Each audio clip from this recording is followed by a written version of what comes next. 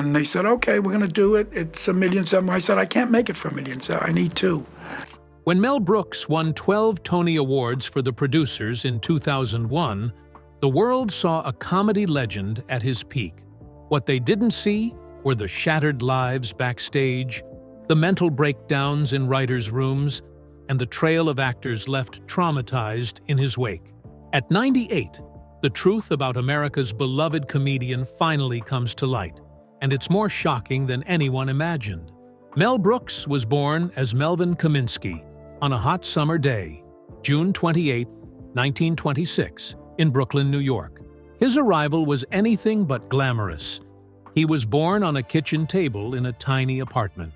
The family lived in a cramped building at 365 South 3rd Street in Williamsburg, paying just $16 a month for rent. Back then, Williamsburg was full of Jewish immigrants, and the streets were alive with the sound of Yiddish, the smell of fresh bread, and the clatter of pushcarts. This lively neighborhood would later inspire much of Mel's humor and storytelling. But not everything about Mel's childhood was joyful. When he was only 2 years old, his father, Max Kaminsky, died of kidney disease at just 34 years old. The loss hit the family hard. Kate was left alone to raise 4 boys during the Great Depression. She worked as a seamstress, often bringing extra sewing home to make enough money. Even with her efforts, there were days when all they had to eat was potato soup. Mel was a small, skinny kid who often got teased. To defend himself, he learned to make people laugh. If he could get them laughing, they wouldn't bother him. Over time, this skill became his superpower. He once said that his comedy was like wrapping anger and frustration in a joke to make it easier to handle. At 14, Mel got his first job in show business as an entertainer at a Catskills resort. His job was to keep guests laughing and having fun, and he quickly learned how to read a crowd. Once, in a moment of desperation to get a laugh, he jumped into a pool fully dressed, shouting that business was terrible. This bold move worked, and it showed his fearless approach to comedy. When Mel Brooks was 17, he joined a special military program called the Army Specialized Training Program, ASTP, during World War II. The program was meant for smart young men who could be trained as officers. Mel didn't stay in the program for long. By 1944, the Army decided they didn't need as many officers anymore, so the program was cut back. Mel, along with many others, was moved into regular Army service. After this, Mel was sent overseas to North Africa. He joined a group of combat engineers who built and repaired roads, bridges, and airfields. These projects were important for the war, but the work was tough. In Algeria, his unit came under attack by German soldiers. Even though Mel wasn't the biggest or strongest guy, he managed to destroy a German vehicle with explosives. He later joked that the explosion scared him more than the enemy. During his time in North Africa, Mel also saw something that changed him forever. His unit helped free prisoners from a small Nazi labor camp. Seeing the starving people and hearing their stories left a deep impact on him. Later, he used his comedy to mock and humiliate Nazis, especially in his famous movie, The Producers. When the war ended, Mel came back to New York in 1946, determined to make people laugh. He found work as a drummer in the Catskill Mountains, a popular vacation spot. He wasn't just good at playing drums, he was hilarious. During breaks, he would crack jokes, and soon people wanted more of his comedy. One night, he performed his first stand-up act, telling funny stories about his Army days. The crowd loved it. He even created a funny daily update about the resort's events, which everyone looked forward to. By the late 1940s, he was one of the top entertainers in the area, using this time to sharpen his comedy skills and connect with audiences. Everything changed when Mel met Sid Caesar, a famous TV comedian. Sid saw how funny Mel was and gave him a chance to write jokes for his shows. Mel moved to New York City and started writing for Your Show of Shows, one of the biggest TV programs at the time. The writer's room was intense and often chaotic, with big personalities clashing. Once, Things got so heated that Brooks jokingly dangled his fellow writer, Larry Gelbart, out of a window during an argument. But this pressure led to some of the funniest and most original comedy of the 1950s. Working on your show of shows also meant Brooks got to work with some incredibly talented people, like Carl Reiner, Neil Simon, and Larry Gelbart. Reiner became a lifelong friend, and their chemistry led to many great comedy moments. Neil Simon, who was shy at first, quickly impressed everyone with his writing skills. Larry Gelbart was another close collaborator, though their friendship wasn't without drama. Being around so many brilliant minds pushed Brooks to constantly improve, shaping his unique style of humor. In 1965, Brooks also helped create Get Smart, a comedy about a clumsy spy named Maxwell Smart. Brooks and his co-creator, Buck Henry, wanted to make something totally different from the usual TV comedies. They added silly gadgets like a shoe phone and created jokes that poked fun at spy movies. At first, networks thought the idea was too strange, but the show ended up being a big success. It ran for 5 seasons and won several Emmy Awards. People loved its mix of slapstick humor and clever parody, proving that Brooks had a knack for creating something fresh and funny. Of all his work, The 2,000-Year-Old Man holds a special place. It started as a simple joke between friends, but turned into a hit. Brooks and Reiner recorded the first album in 1960, and it sold over 1 million copies. They kept bringing the character back over the years, with each album full of hilarious new stories. The routine became a cultural phenomenon, loved by fans for its mix of ancient wisdom and modern-day silliness. It even won them a Grammy decades later. In 1967, at the age of 41, Brooks directed his first film, but it wasn't easy. The movie had a daring plot about a plan to make money from a Broadway flop that celebrated Hitler. Many studios rejected the idea, and Brooks, who was broke, struggled to get funding. After many setbacks, Joseph E. Levine of Embassy Pictures agreed to back the film, but only if the title was changed from Springtime for Hitler to The Producers. With a budget of just $941,000 and only 40 days to finish, the production was stressful. Brooks argued with the lead actor, Zero Mostel, and even the cameraman. At one point, Mostel threatened to quit.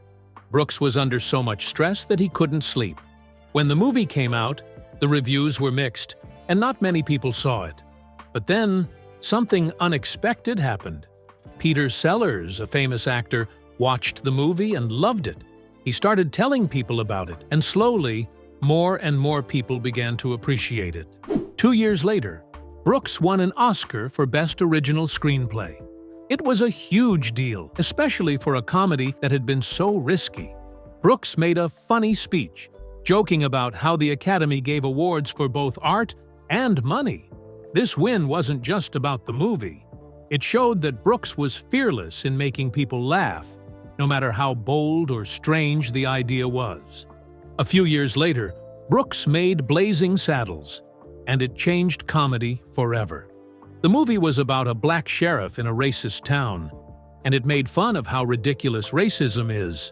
Brooks had to fight to keep the movie the way he wanted it. The studio didn't like some of the jokes and even gave him a list of scenes to cut. But Brooks threw the list in the trash and refused to make changes. When the movie premiered in 1974, Brooks went all out. He invited 250 people to watch it at a drive-in theater, and they arrived on horseback.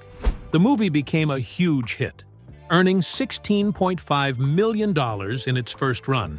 It was more than just funny. It used humor to talk about real problems like racism and power. People loved the character of Sheriff Bart, played by Cleavon Little, who used his smarts and humor to deal with prejudice. The movie also shocked audiences by using racial slurs, but it did so to make a point about how ugly racism is. It even got nominated for 3 Oscars, and later, it was added to the National Film Registry for being so important. Not long after, Brooks released Young Frankenstein, which became another classic. Gene Wilder came up with the idea of making a comedy about Frankenstein's grandson, and Brooks loved it. They wrote the script together and decided to film it in black and white to make it look like an old horror movie. Brooks even found the original lab equipment from the 1931 Frankenstein movie to use on set. The cast was perfect. Gene Wilder was brilliant, and Marty Feldman's Igor made everyone laugh. One of the funniest scenes was when the monster performed "Puttin' on the Ritz," a moment that has become legendary. The movie cost just $2.8 million to make, but earned $86.2 million, becoming one of the most successful films of the year. Critics loved how it wasn't just a parody, but also a tribute to old monster movies. It was so well made that it got 2 Oscar nominations and, like Blazing Saddles, was added to the National Film Registry. Mel Brooks's personal life had its ups and downs, just like a story he might write. His first marriage was to Florence Baum in 1951, when he was only 25. Their relationship lasted 10 years, but it was far from happy. Money was tight, and their life was full of arguments. According to a biography, Mel left Florence just $3 on her dresser every day for household expenses. That small amount, about $30 today, wasn't much for a family to live on. On top of that, there were rumors of Mel having affairs, including one with singer Eartha Kitt. During their divorce, Florence claimed Mel had hit her, painting a picture of a troubled and stormy marriage. When Mel wrote his memoir years later, he didn't even mention Florence's name. It seemed like he wanted to leave this part of his life in the past. Despite the problems, Mel and Florence had 3 children together: Stephanie, Nikki, and Eddie. Stephanie, the oldest, was born in 1956. She stayed out of the spotlight and focused on studying film at NYU. Later, she worked in the film industry, both behind the scenes and in small acting roles. Nikki, the middle child, followed in his dad's footsteps, becoming a producer and actor. He also had a great sense of humor, once joking that he got half of his chromosomes from his famous father. Eddie, the youngest, stayed more private. He worked in sound editing and special effects, but he also acted in a few small roles as a kid. Even though their parents' marriage ended badly, the kids stayed connected with their dad, and they seemed to get along as a family. Mel's life changed forever in 1961, when he met Anne Bancroft. It happened during a rehearsal for the Perry Como show. Anne was practicing a song and dance routine when Mel spotted her. Without hesitating, he shouted, "Hey, Anne Bancroft, I'm Mel Brooks." Anne was already a big star and wasn't used to men being so bold. She later said that Mel's confidence surprised her and made her laugh. Some stories even say Mel paid someone to find out where Anne ate lunch so he could bump into her by accident. Whatever the truth, Anne liked him right away. The next day, she told her therapist, "I've met the right man." By the following year, Mel's divorce was final, and Anne had just won an Oscar for The Miracle Worker. They got married on August 5, 1964, at New York City Hall. Their relationship was full of love, laughter, and respect. Anne once said that Mel made her laugh every day and that she always got excited when she heard him come home.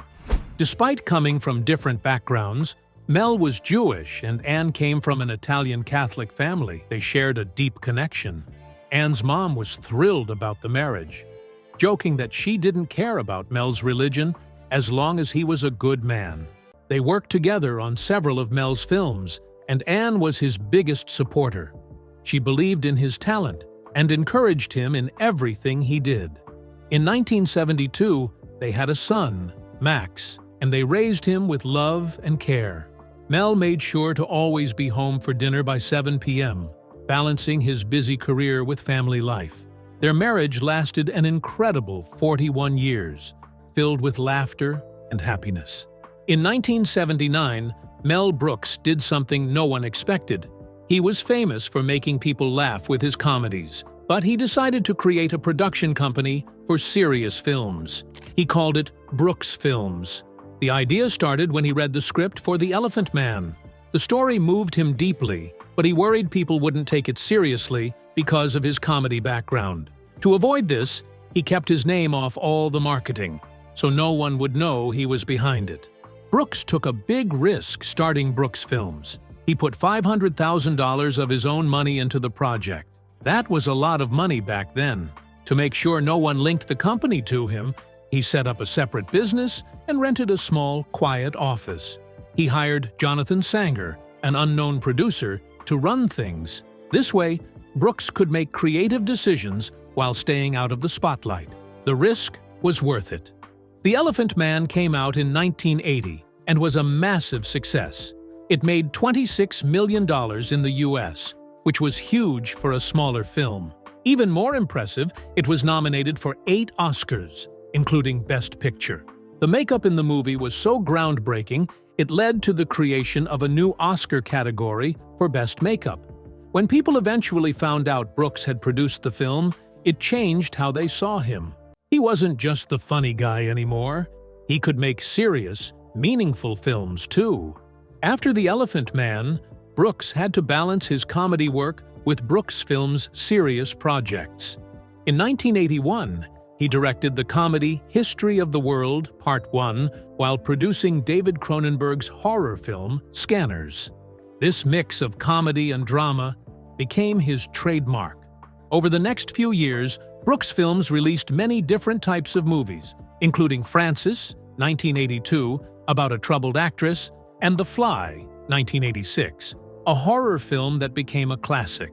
These films proved Brooks could handle both comedy and serious stories at the same time.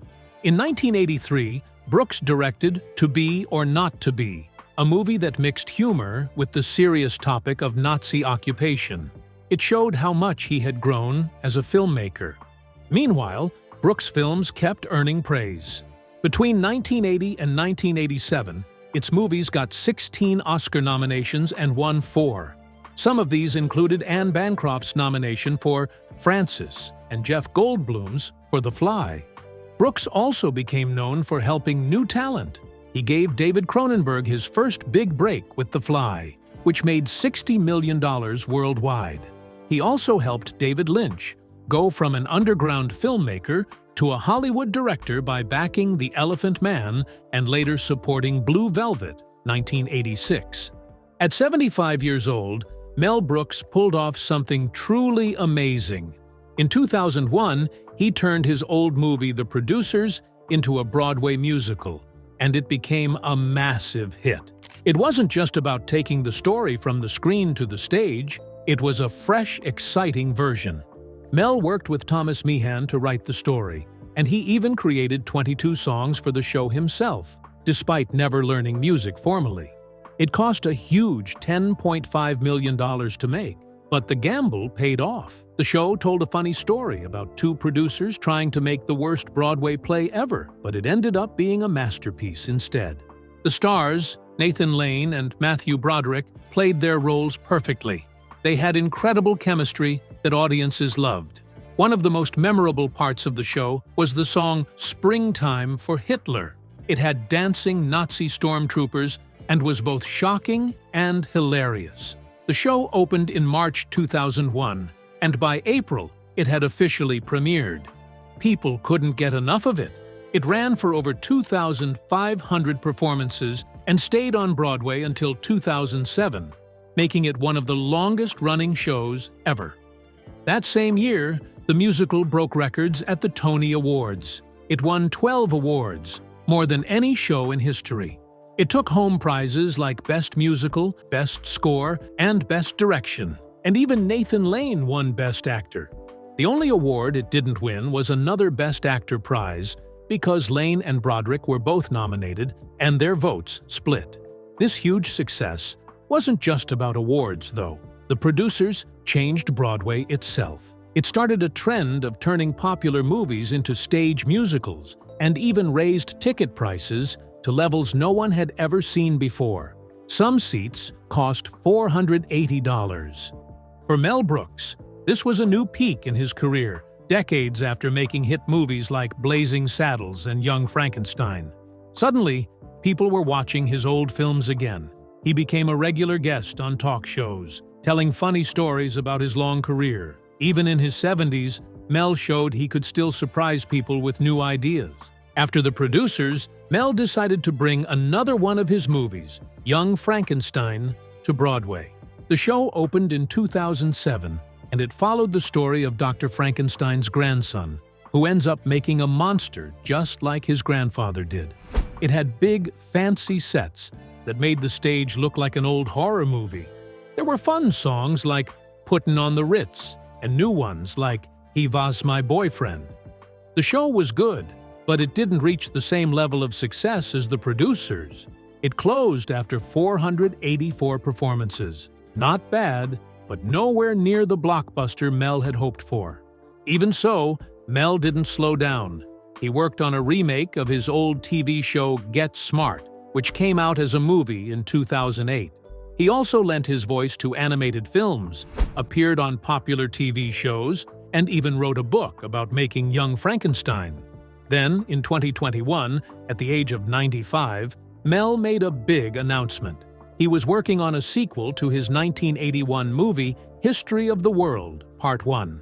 The new series, History of the World, Part 2, came out on Hulu in 2023. Even after so many years, Mel proved he could keep up with the changing times and still make people laugh. Mel Brooks is famous for making people laugh, but working with him was often a nightmare. Back in the 1950s, when he was writing for Your Show of Shows, he became known for being unpredictable and, frankly, terrifying. He would arrive late to meetings, demand that others rewrite their hard work, and lose his temper if anyone disagreed with him. One time, in 1953, things got so bad during an argument about a joke that he threw a typewriter through a window. It shattered glass onto the street, and NBC suspended him for 2 weeks. Even after he returned, his behavior didn't improve. Writers often felt humiliated, with Brooks calling their ideas garbage or worse. Many left the show because of him, including big names like Neil Simon and Carl Reiner. Simon later said working with Brooks was like sitting next to a live grenade. You never knew when it would explode. Brooks's temper wasn't just a problem in writers' rooms. On movie sets, his outbursts became legendary. During the filming of Blazing Saddles, an extra accidentally bumped into his chair. Brooks exploded, shouting threats and trying to lunge at the man before crew members held him back. The shoot had to stop for hours. Another time, during a script meeting for High Anxiety, Brooks flipped out when someone suggested a small change to a joke. He snarled, growled, and acted so wildly that people in the room were afraid he might actually attack someone. In interviews, Brooks wasn't much better. In 1980, when a reporter asked him a question he didn't like, he jumped across the table, shouting and trying to hit the journalist. His publicist had to pull him away. Brooks also had a habit of treating people around him badly. While filming Young Frankenstein, he constantly insulted the cinematographer, Gerald Hirschfeld, even mocking him in front of the whole crew. Hirschfeld later said it was the worst experience of his career. Young writers had it even worse. On Silent Movie, Brooks made a 23-year-old writer cry and, in one shocking moment, crumpled up the writer's work and forced him to eat it. Even his co-writers weren't safe. During the making of Spaceballs, he interrupted his co-writer, Thomas Meehan, in front of everyone, mocked him, and made him stand in a corner wearing a dunce cap. Crew members also faced cruel treatment. On Robin Hood, Men in Tights, he bullied a boom operator about his weight, calling him names until the man quit. Actors who worked with Brooks often said the experience left them emotionally scarred. Gene Wilder, a close collaborator, admitted he needed therapy because of Brooks's constant mood swings and yelling. Madeline Kahn, another frequent co-star, developed severe anxiety and depression after working with him. She said his constant criticism and cruel jokes during filming left her feeling broken. John Candy, after working on Spaceballs, checked himself into a mental health facility because of the stress.